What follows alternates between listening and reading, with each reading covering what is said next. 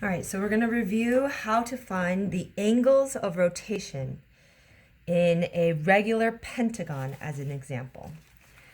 So remember how we did the rotational symmetry. The rotational symmetry means, so we use patty paper. I don't have patty paper at home, so you could just use like a napkin, something that you can kind of see through.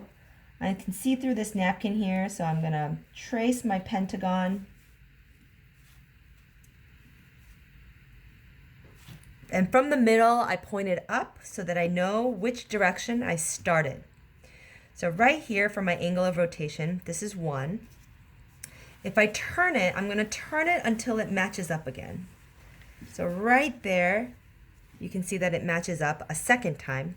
And then my arrow is now pointing this way to this corner. So I'm going to draw the arrow that started up there is now pointing to this corner.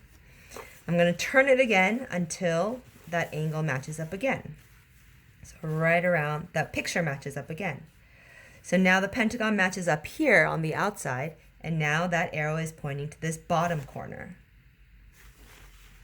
So I take that and I turn it again until it matches. There is another rotational symmetry, and now that angle points to this corner. And then I'm going to keep turning it. There's one more that points to that left corner right here. And then as I turn it some more, now it's right back to the top. Now, if you can see, there's 5 rotational symmetries. There's 5 rotational symmetries in a pentagon, in a regular pentagon. And what we are looking for, though, is the angles of rotation. So this angle right here, how do we figure out how many degrees I rotated it? It looks like it's a little less than 90 degrees. It looks like it's less than 90 degrees. So we can take a protractor and measure it, but it's going to be a little bit imperfect.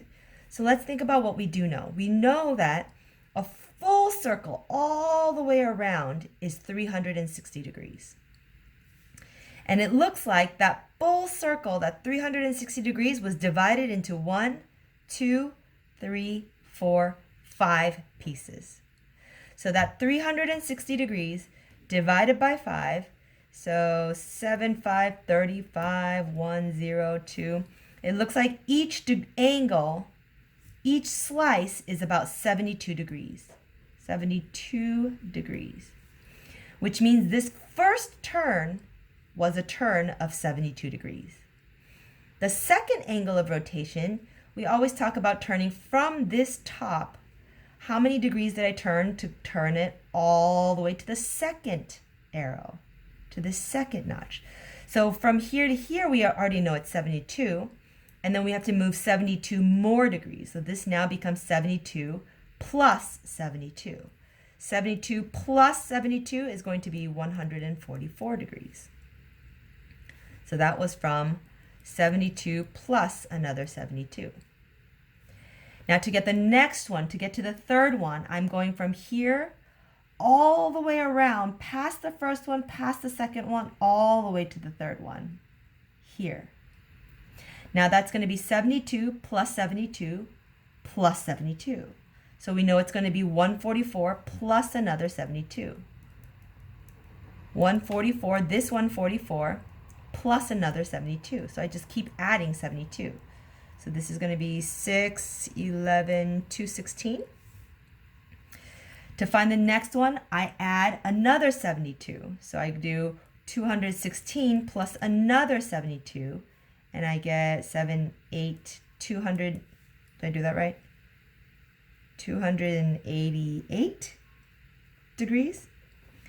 And then I add another 72 degrees to get all the way to the top, which we already know is going to go all the way around the circle. It's always going to end in 360 degrees. Got it? So that gives me my 5 rotational symmetries. 1, 2, 3, 4, 5. Now that should help you answer questions on page 34.